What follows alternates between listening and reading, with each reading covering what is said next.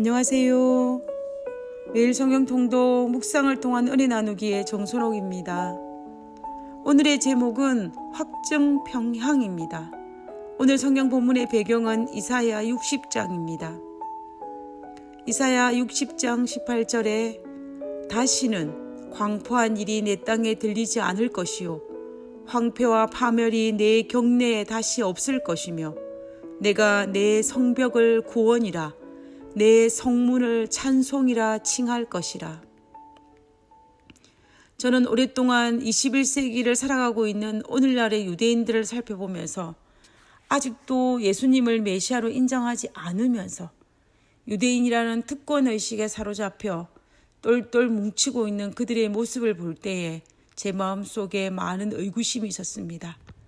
도대체 무엇이 그들이 나라를 잃은 지 2000년이 지났지만 그들의 민족성을 잃어버리지도 않았고 그리고 그들이 하나님 여호와를 잃어버리지도 않았고 그들이 힘을 모아서 예루살렘을 중심으로 나라를 다시 세울 수 있을까에 대한 의구심이 생겼던 것입니다.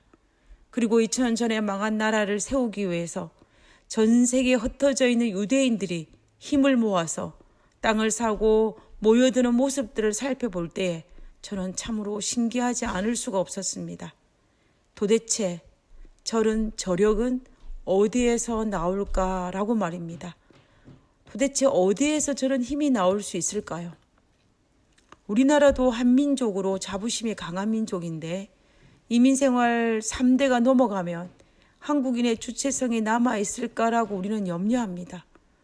그런데 그들은 나라를 잃은 지 2000년이 지났지만 그리고 그 2000년 기간 동안 수많은 시련과 아픔이 있었지만 그들은 굳건히 민족성을 지킬 수 있었습니다. 참으로 놀랍지 않을 수가 없는 것입니다. 그런데 이사야 60장을 읽으면서 어렴풋이 그들의 마음을 조금이나마 이해하게 되었습니다. 하나님은 이사야 선지자를 통해서 약속한 이사야 60장에서 62장의 축복은 무조건적인 축복이 아니라 조건적인 축복이었습니다.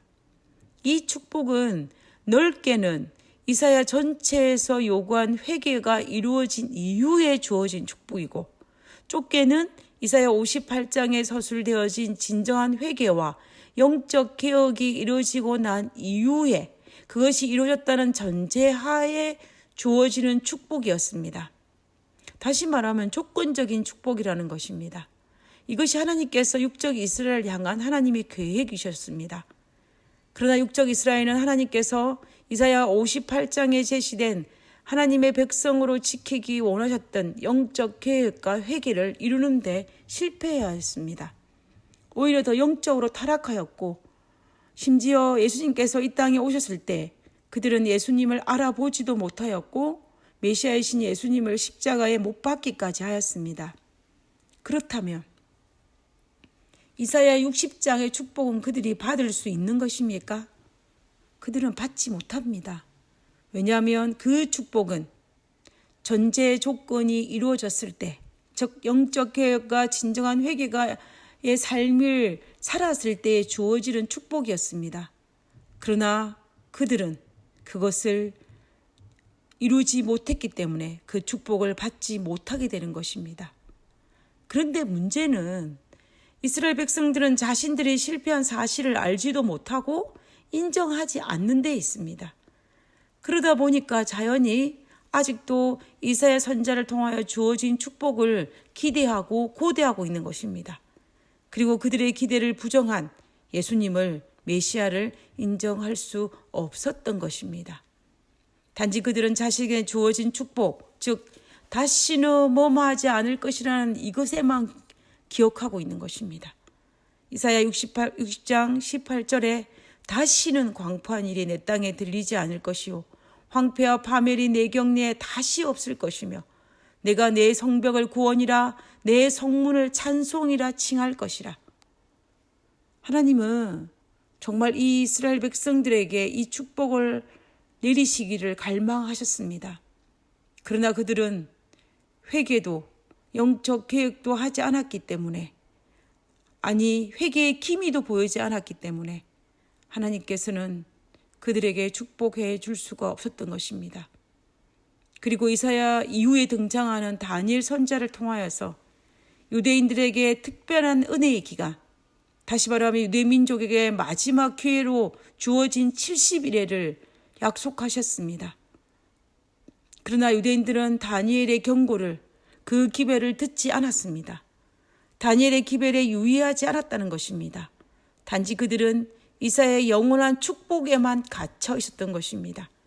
그래서 경고의 기별과 이사야 58장에 나타난 그들의 의무에 대해서는 생각하기 싫어하고 결과물인 그 축복에만 매달려 있고 그 축복만 갈구했던 것입니다.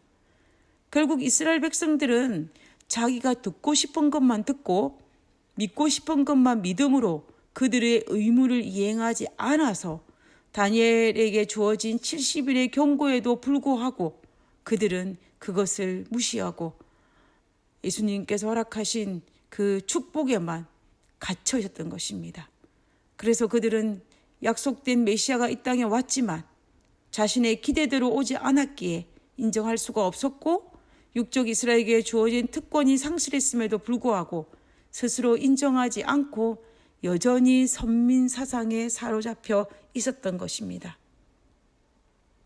보고 싶은 것만 보고 듣고 싶은 것만 듣고 믿고 싶은 것만 믿는 인간의 성향을 심리학 용어로 확증평양이라고 부릅니다.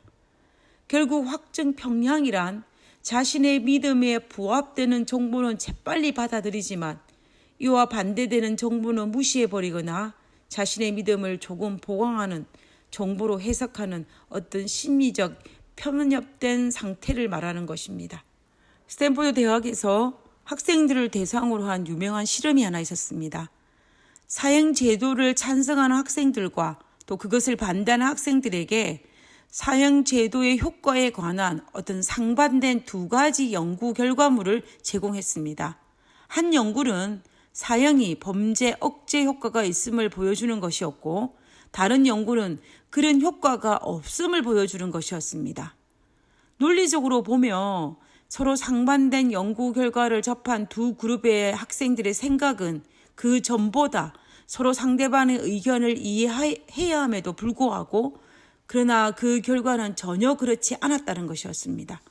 두 그룹 모두 자신의 생각을 지지하는 연구에 대해서는 역시 그렇지라고 하면서도 자신의 생각과 배치되는 연구에 대해서는 그대로 받아들이지 아니하고 다양한 이유를 들어 그 연구가 잘못되었을 가능성을 제시하였습니다.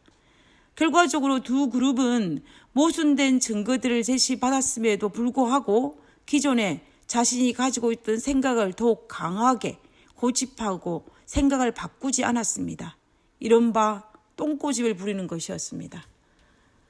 결국 이런 성향이 바로 확증평양입니다. 오늘을 사는 우리가 듣고 싶은 것만 듣고 보고 싶은 것만 본다면 육적 이스라엘 같은 엄청난 영적 실수를 충분히 범할 수가 있습니다. 그러므로 성경을 열린 마음으로 예수님의 발 아래에서 겸손히 말씀드렸던 마리아의 자세로 듣지 않으면 우리도 동일한 영적 실수를 범할 수가 있습니다. 그리고 인간관계에서도 확증평양된 성향을 드러내면 우리는 올바른 판단을 할 수도 없고 우리의 인간관계에도 문제가 생깁니다.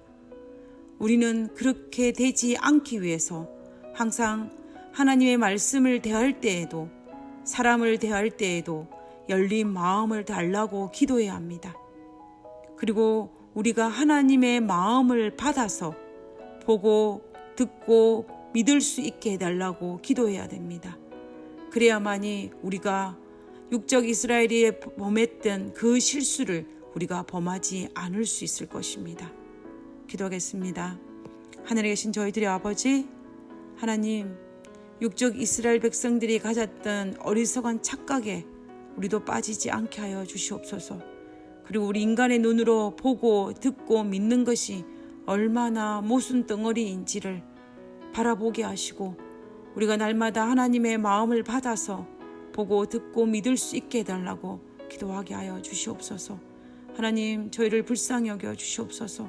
하나님, 이 어리석은 자를 용서하여 주셔서 하나님의 마음을 받아서 보고 듣고 믿음으로 우리가 어리석은 그 길에 동참하지 않을 수 있도록 도와주시옵소서. 우리와 함께 하심을 감사드리오며 거룩하신 예수님 이름으로 기도드렸습니다. 아멘.